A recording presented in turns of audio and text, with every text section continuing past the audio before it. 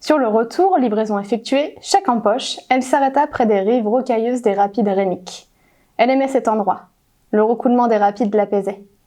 À quelques dizaines de mètres, la rivière tourbillonnait entre des sculptures de pierre. De formes et de tailles différentes, elle composait pourtant un ensemble harmonieux. Une beauté aussi étrange qu'éphémère. Chaque année, la rivière gelait, les détruisait, et le sculpteur recommençait au printemps. Drôle de type. Sisyphe des temps modernes, disait autrefois Thomas.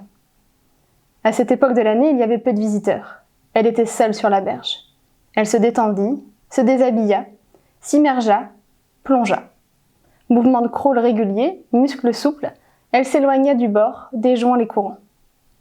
Elle avait besoin de se nettoyer dans la rivière, comme chaque fois qu'elle avait remis un gosse à Ottawa. Sentir l'eau froide glisser sur sa peau nue et ne plus penser à rien. Mais dans nettoyer, il y avait noyer. Alors elle se prit à penser à Nathan, à la suffocation, à la panique, à l'étouffement.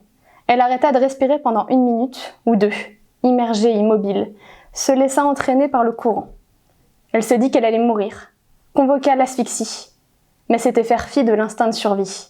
Elle remonta à la surface et ses poumons se gonflèrent brutalement et l'oxygène afflua, bien avant la perte de connaissance, les lésions cérébrales, la mort. Elle avait souvent essayé. C'était inutile. Il était impossible de mourir en arrêtant volontairement de respirer. Et puis de toute façon, Nathan ne s'était pas noyé.